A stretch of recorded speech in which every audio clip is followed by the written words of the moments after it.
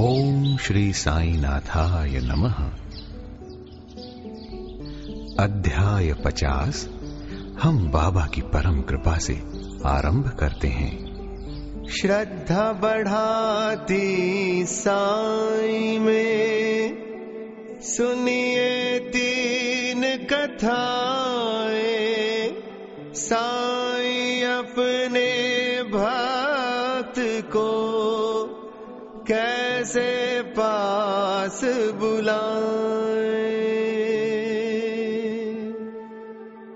इस अध्याय में काका साहेब दीक्षित, श्री टेम्बे स्वामी एवं बालाराम धुरंधर की कथाओं का समावेश है।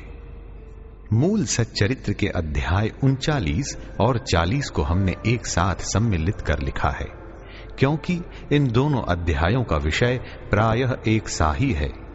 अब सच्चरित्र का अध्याय 51 यहां 50वें अध्याय के रूप में सुनाया जा रहा है। इस अध्याय में काका साहेब दीक्षित, टेम्बे स्वामी और बालाराम धुरंधर की कथाएं हैं। प्रस्तावना। उन श्री साईं महाराज की जय हो, जो भक्तों के जीवनाधार एवं सद्गुरु हैं। वे गीता धर्म का उपदेश देकर हमें शक्ति प्रदान कर रहे हैं। हे साईं, कृपा दृष्टि से देखकर हमें आशीष दो। जैसे मलयगिरी में होने वाला चंदन वृक्ष समस्त तापों का हरण कर लेता है, अथवा जिस प्रकार बादल जल वृष्टि कर लोगों को शीतलता और आनंद पहुंचाते हैं, या जैसे वसंत में खिले फूल ईश्वर पूजन के काम आते हैं, इसी प्रकार श्री साईं बाबा की कथाएं पाठकों तथा श्रोताओं को धैर्य एवं सांत्वना देती है। जो कथा कहते या श्रवण करते हैं, वे दोनों ही धन्य हैं, क्योंकि उनके कहने से मुख तथा श्रवण से कान पवित्र हो जाते हैं। यह तो सर्वमान्य है कि चाहे हम सैकड़ों प्रकार की साधनाएं क्यों न करें, जब तक सद्गुरु की कृपा नहीं होती, तब तक हमें आध्यात्मिक ध्येय की प्राप्ति नहीं हो सकती। इसी विषय में यह निम्नलिखित कथा सुनिए। काका साहेब दीक्षित अर्थात 1864 से 1926 की उनकी जीवनी। श्री हरि सीताराम उपनाम काका साहेब दीक्षित सन 1864 में वड़नगर के नागर ब्राह्मण कुल में खंडवा में पैदा हुए थे। उनकी प्राथमिक शिक्षा खंडवा और हिंगण घाट में हुई। माध्यमिक शिक्षा नागपुर में उच्च श्रेणी में प्राप्त करने के बाद उन्होंने पहले विल्सन तथा बाद में एल्फिस्टन कॉलेज में अध्ययन किया। सन 1883 में उन्होंने ग्रेजुएट की डिग्री लेकर कानूनी और कानूनी सलाहकार की परीक्षाएं पास की और फिर वे सरकारी solicitor firm messrs little and company में कार्य करने लगे। इसके पश्चात उन्होंने अपनी एक सॉलिसिटर फर्म शुरू कर दी। सन 1909 के पहले तो बाबा की कीर्ति उनके कानों तक नहीं पहुंची थी, परंतु इसके पश्चात वे शीघ्र ही बाबा के परम भक्त बन गए। जब वे लोनावाला में निवास कर रहे थे, तो उनकी अचानक भेंट अपने पुराने मित्र नाना साहेब चांदोरकर से हुई। दोनों ही इधर उधर की चर्चाओं में समय बिताते थे। काका साहेब ने उन्हें बताया कि जब वे लंदन में थे तो रेलगाड़ी पर चढ़ते समय कैसे उनका पैर फिसला तथा कैसे उसमें चोट आई, इसका पूर्ण विवरण सुनाया। नाना साहेब ने उनसे कहा कि यदि तुम इस लंगड़ेपन तथा कष्ट से मुक्त होना चाहते हो, तो मेरे सद्गुरु श्री साईं बाबा की शरण में जाओ। उन्होंने बाबा का पूरा पता बताकर उनके कथन को दोहराया कि मैं अपने भक्त को 7 समुद्र के पार से भी उसी प्रकार खींच लूंगा, जिस प्रकार की एक चिड़िया को जिसका पैर रस्सी से बंधा हो खींचकर अपने पास लाया जाता है। उन्होंने ये भी स्पष्ट किया कि यदि तुम बाबा के निजी जन न हो, तो तुम्हें उनके प्रति आकर्षण भी न होगा और न ही उनके दर्शन प्राप्त होंगे। काका साहब को ये बातें सुनकर बड़ी प्रसन्नता हुई और उन्होंने कहा वे शिरडी जाकर बाबा से प्रार्थना करेंगे कि शारीरिक लंगड़ेपन के बदले उनकी चंचल मन को अपंग बनाकर परमानंद की प्राप्ति करा दें। कुछ दिनों के पश्चात ही बंबई विधानसभा अर्थात लेजिस्लेटिव असेंबली के चुनाव में मत प्राप्त करने के संबंध में काका साहेब दीक्षित अहमदनगर गए और सरदार काका साहेब मिरीकर के यहां ठहरे। श्री बाला साहेब मिरीकर, जो कि कोपर गांव के मामलतदार तथा काका साहेब मिरीकर के सुपुत्र थे, वे भी इसी समय अश्व प्रदर्शनी देखने के हेतु अहमदनगर पधारे थे। चुनाव का कार्य समाप्त होने के पश्चात काका साहेब दीक्षित शिरडी जाना चाहते थे। यहां पिता और पुत्र दोनों ही घर में विचार कर रहे थे कि काका साहेब के साथ भेजने के लिए कौन सा व्यक्ति उपयुक्त होगा, और दूसरी ओर बाबा अलग ही ढंग से उन्हें अपने पास बुलाने का प्रबंध कर रहे थे। श्यामा के पास एक तार आया कि उनकी सास की हालत अधिक शोचनीय है और उन्हें देखने वे शीघ्र ही अहमदनगर को आए। बाबा से अनुमति प्राप्त कर श्यामा ने वहां जाकर अपनी सास को देखा, जिनकी स्थिति में अब पर्याप्त सुधार हो चुका था। प्रदर्शनी को जाते समय नाना साहेब पानसे तथा अप्पा साहेब गर्दे की दृष्टि अचानक श्यामा पर पड़ी। उन्होंने श्यामा से मिरीकर के घर जाकर काका साहेब दीक्षित से भेंट करने तथा उन्हें अपने साथ शिरडी ले जाने को कहा। उन्होंने श्यामा के आगमन की सूचना काका साहेब दीक्षित और मिरीकर को भी दे दी। संध्या समय श्यामा मिरीकर के घर आए। मिरीकर ने श्यामा का काका साहेब दीक्षित से परिचय करा दिया और फिर ऐसा निश्चित हुआ कि काका साहेब दीक्षित उनके साथ रात 10 बजे वाली गाड़ी से कोपर गांव को रवाना हो जाएं। इस निश्चय के बाद ही एक विचित्र घटना घटी। बाला साहेब मिरीकर ने बाबा के एक बड़े चित्र पर से पर्दा हटाकर काका साहेब दीक्षित को उनके दर्शन कराए, तो उन्हें यह देखकर आश्चर्य हुआ कि जिनके दर्शनार्थ मैं शिरडी जाने वाला हूं, वे ही इस चित्र के रूप में मेरे स्वागत हेतु यहां विराजमान हैं। तब अत्यंत द्रवित होकर वे बाबा की वंदना करने लगे। ये चित्र मेघा का था और कांच लगाने के लिए मिरीकर के पास आया था।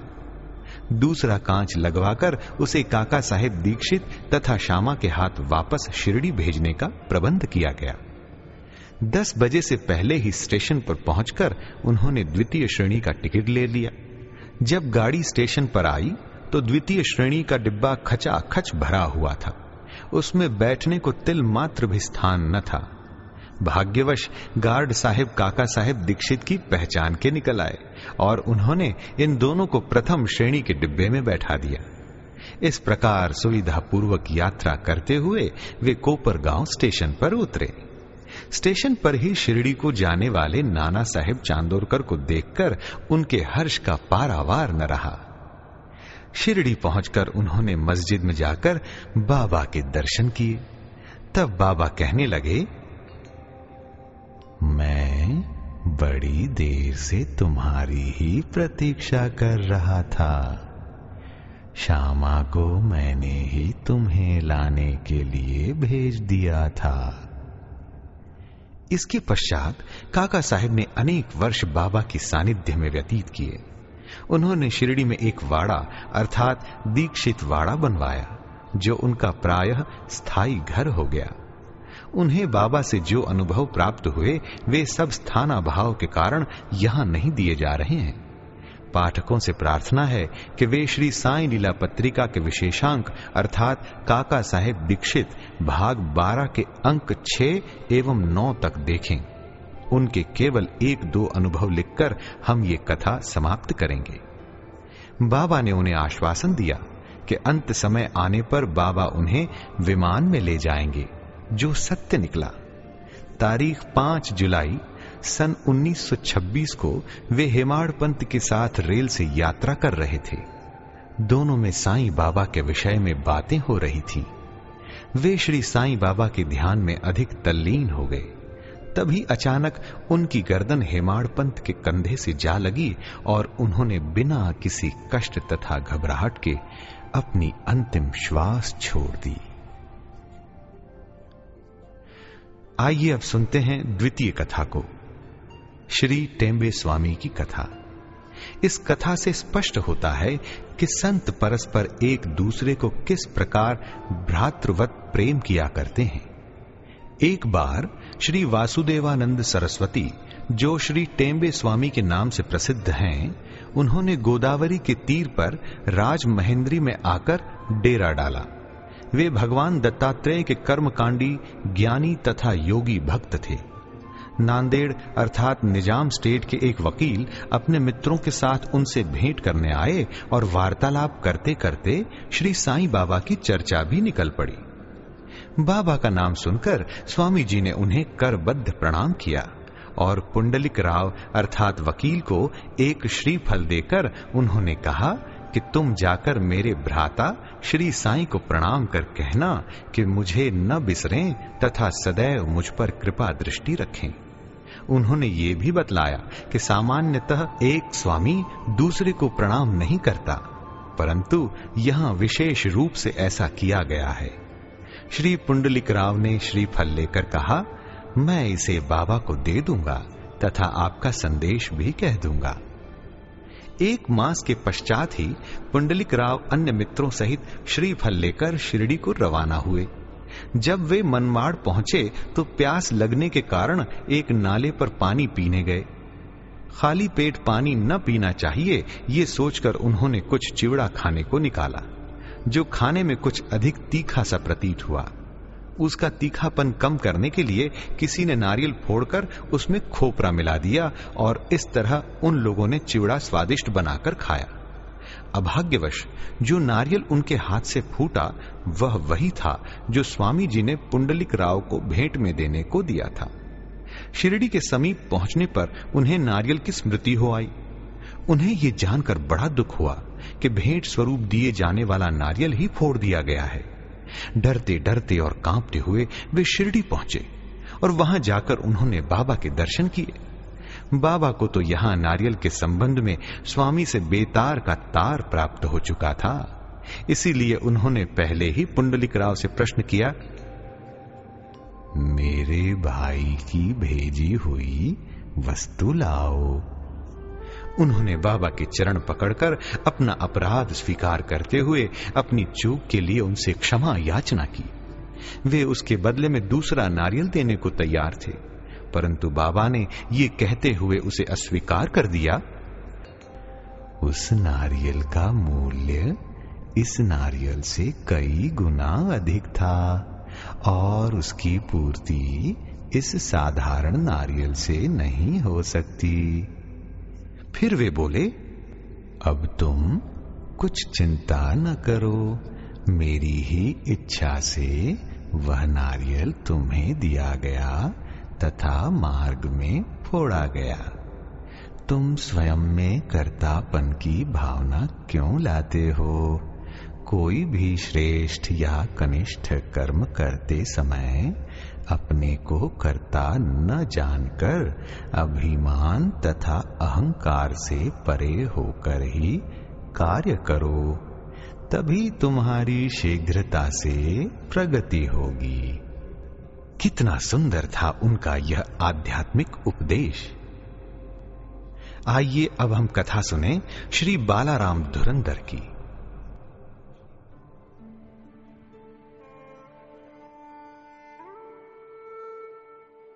सांता क्रूज बंबई के श्री बालाराम धुरंधर प्रभु जाति के एक सज्जन थे।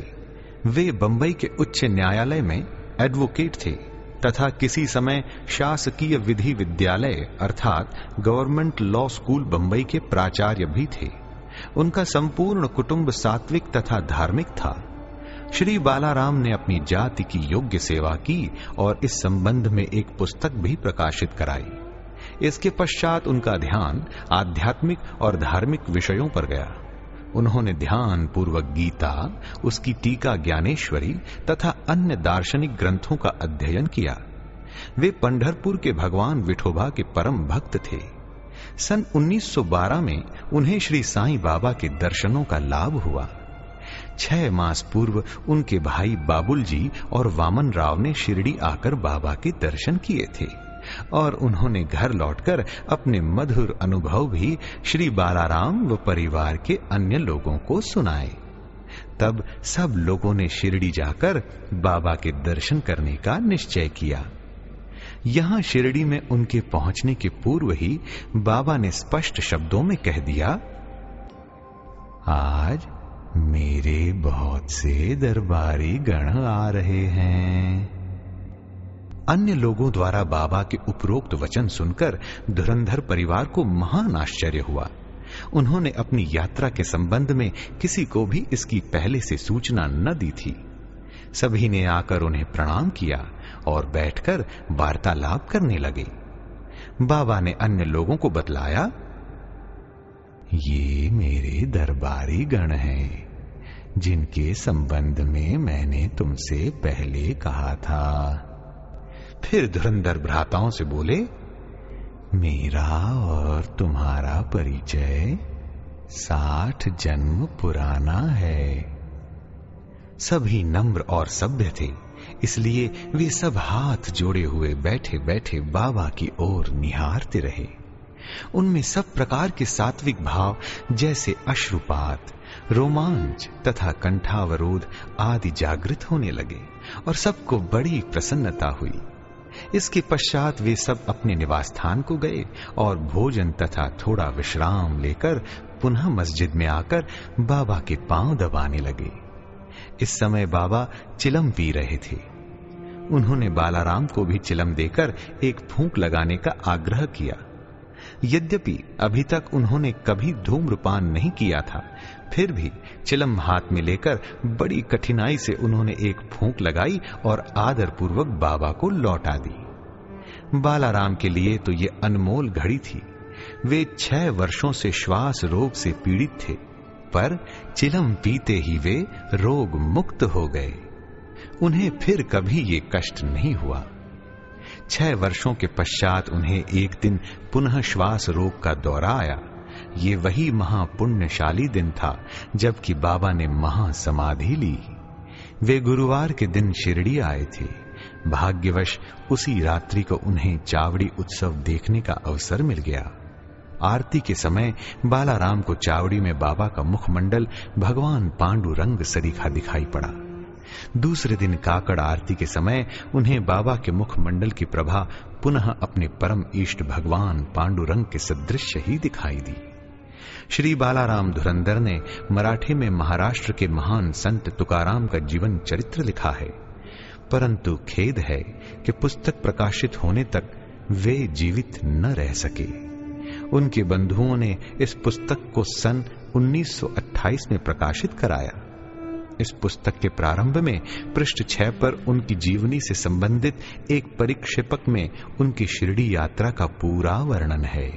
साईं दर्शन के लिए व्याकुल रहते प्राण, उन भक्तों की आस का साईं रखते मान।